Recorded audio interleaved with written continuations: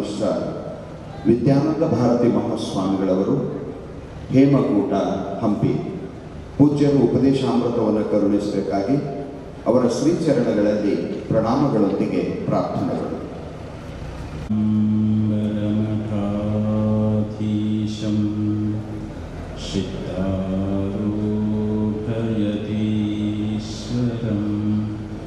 ಶಿಷ್ಯ ಪ್ರಶಿಷ್ಯ ರೂಪೇಣ ಬೋಧಕಂ ಗುರುಮಾಶ್ರಯೇ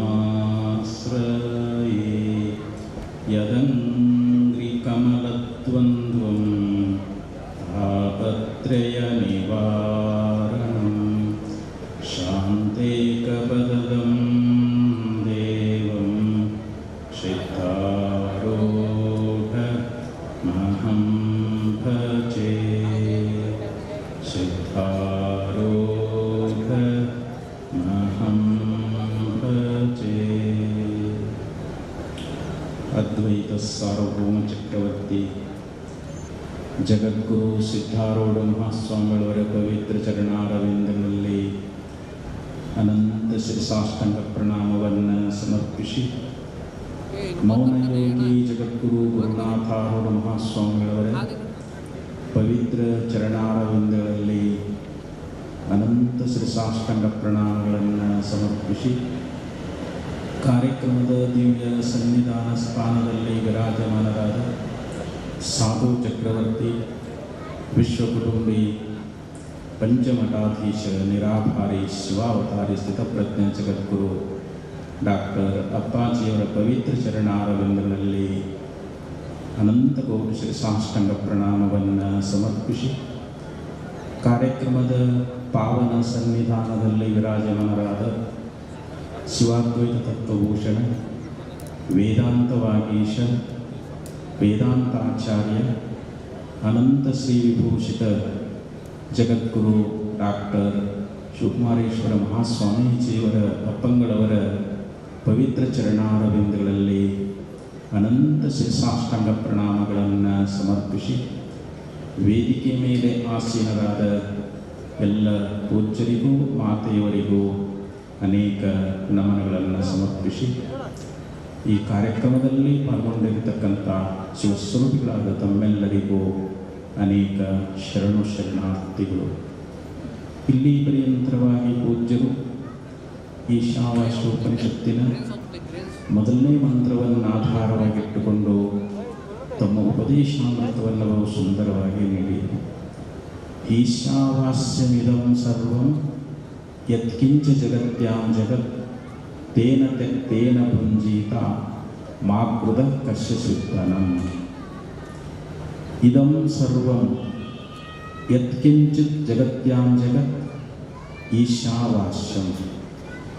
ಇದಂ ಅಂದರೆ ನಮ್ಮ ಪ್ರತ್ಯಕ್ಷವಾಗಿ ತೋರತಕ್ಕಂಥ ಈ ನಾಮರೂಪಾತ್ಮಕವಾಗಿರತಕ್ಕಂಥ ಜಗತ್ತಿನಲ್ಲಿ ಏನೇನಿದೆಯೋ ಅದೆಲ್ಲವೂ ಈಶ್ವರನಿಂದಲೇ ಆಚ್ಛಾದನೀಯಂ. ವಾಸ್ಯಂ ಅಂದ್ರೇನು? ಆಚ್ಛಾದನೀಯಂ, ಹೊದಿಸಲ್ಪಟ್ಟಿದೆ ಅಂತ.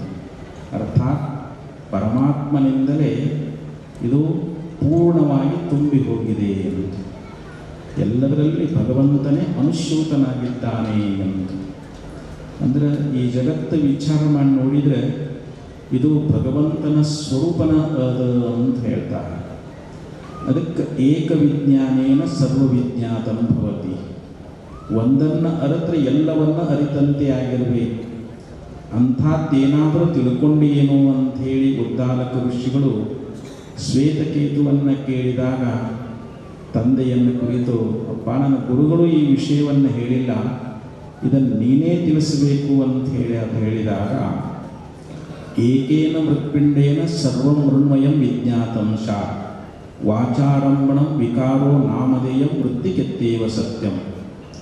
ಅವಾಗ ತಂದೆಯಾಗಿರ್ತಕ್ಕಂಥವನು ತನ್ನ ಮಗನಿಗೆ ಹೇಳ್ತಾ ಇದ್ದಾನೆ, ಮಗು ನೋಡು, ಹೇಗೆ ಒಬ್ಬ ಕುಂಬಾರ ಒಂದು ಮಣ್ಣು ತಗೊಂಡು ಬಂದು ಮಡಿಕೆಯನ್ನು ಮಾಡ್ತಾನೆ, ಒಂದು ಕೊಡವನ್ನು ಮಾಡ್ತಾನೆ, ಅನೇಕ ವಸ್ತುಗಳನ್ನು ತಯಾರು ಮಾಡ್ತಾನೆ. ಅವುಗಳಲ್ಲಿರ್ತಕ್ಕಂಥ ನಾಮರೂಪಗಳು ಅವು ಮಿಥ್ಯ ಆದವು. ಅಲ್ಲಿರ್ತಕ್ಕಂಥ ಮಣ್ಣು ಮಾತ್ರ ಹೆಂಗೆ ಸತ್ಯದ, ಹಂಗೆ ಬ್ರಹ್ಮದಿಂದ ಈ ಜಗತ್ತನ್ನುವಂಥದ್ದಾಗ್ಯದ. ಮಣ್ಣು ಬಿಟ್ಟು ಮಡಕ್ಕಿಲ್ಲ, ತನ್ನ ಬಿಟ್ಟು ದೇವರಿಲ್ಲ. ಹಂಗೆ ಇಲ್ಲಿ ಬ್ರಹ್ಮದ ವಿವರ್ತವೇ ಜಗತ್ತಾಗ್ಯದ ಅಂತ.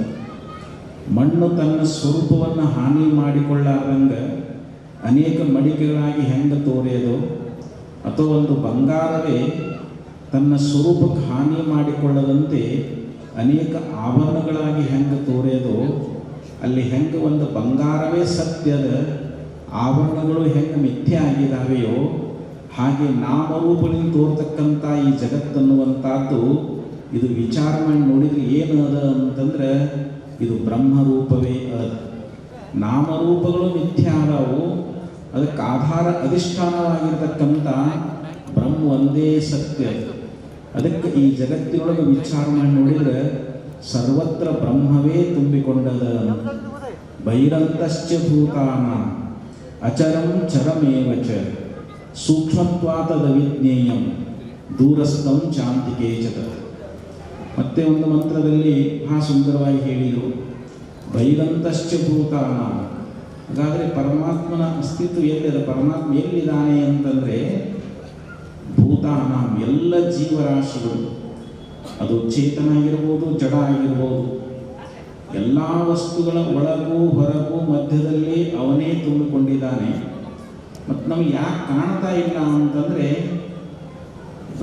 ಸೂಕ್ಷ್ಮತ್ವಾದ ವಿಜ್ಞೇಯ, ಅವನು ಅತ್ಯಂತ ಸೂಕ್ಷ್ಮನಾಗಿರುವುದರಿಂದ ಅವನನ್ನು ನಾವು ಇಂದ್ರಿಯಗಳಿಂದ ಅರಿಲಿಕ್ಕಾಗೋದಿಲ್ಲ. ನಾವು ಅವನನ್ನು ಜ್ಞಾನದಿಂದಲೇ ಅರಿಬೇಕಾಗ್ತದೆ. ಅದಕ್ಕೆ ಆಚಾರ್ಯ ಒಂದು ದೃಷ್ಟಾಂತ ಕೊಟ್ಟರು. ಈಗ ಒಂದು ಶ್ರೀಗಂಧದ ಕಟ್ಟಿಗೆ ಅನ್ನುವಂಥದ್ದಿದೆ, ಅದನ್ನು ನಾವು ನೀರೊಳಗೆ ಹಾಕಿದ್ದೀವಿ.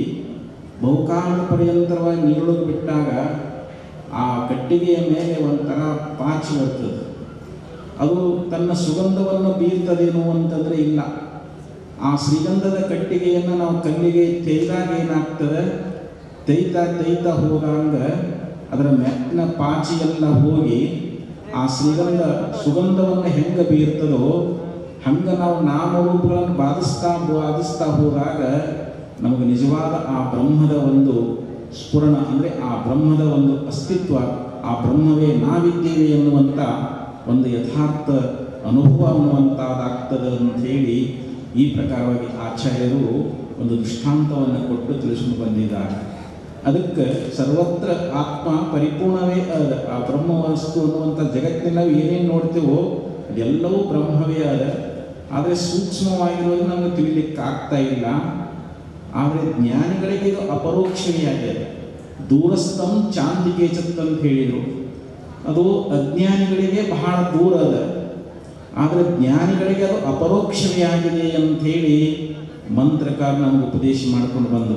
ಅದಕ್ಕೆ ಈಶಾವಾಸ್ಯಮಿದಂ ಸರ್ವಂ ಯತ್ಕಿಂಚ ಜಗತ್ಯಾಂ ಜಗತ್ ತೇನ ತ್ಯಕ್ತೇನ ಭುಂಜೀತ. ಇಲ್ಲಿ ತ್ಯಾಗದಿಂದಲೇ ನಮ್ಮನ್ನು ನಾವು ರಕ್ಷಿಸಿಕೊಳ್ಬೇಕು ಅಂತ ಹೇಳ್ತಾ ಇದ್ದಾರೆ. ಮನುಷ್ಯನಲ್ಲಿ ಒಂದು ತ್ಯಾಗ ಅನ್ನುವಂಥದ್ದಿರಬೇಕು. ತ್ಯಾಗೇನೈಕೆ ಅಮೃತತ್ವ ಮಾನಶುಹು ಅಂತ ಶ್ರುತಿ ಅನ್ನುವಂಥದ್ದು ಹೇಳ್ತದೆ. ಅಂಥ ಬ್ರಹ್ಮವಸ್ತುವನ್ನು ಅರಿತು ನಾವು ಮುಕ್ತರಾಗಬೇಕಾಗಿತ್ತು ಅಂತಂದರೆ ಮನುಷ್ಯನಲ್ಲಿ ತ್ಯಾಗ ಬುದ್ಧಿ ಅನ್ನುವಂಥದ್ದಿರಬೇಕು.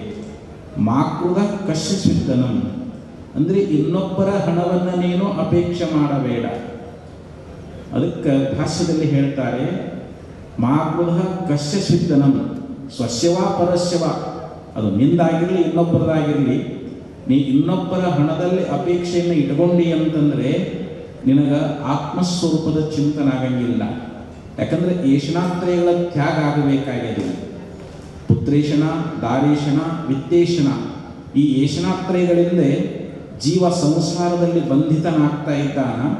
ಏಷಣಾತ್ರಯಗಳ ತ್ಯಾಗ ಆಯಿತು ಅಂತಂದರೆ ವಾಸನಾಕ್ಷಯ ಮೂಲಕವಾಗಿ ಜೀವನಿಗೆ ಜೀವನ್ಮುಕ್ತಿ ವಿಲಕ್ಷಣಾನಂದ ಅನ್ನುವಂಥದ್ದು ಪ್ರಾಪ್ತವಾಗ್ತದೆ.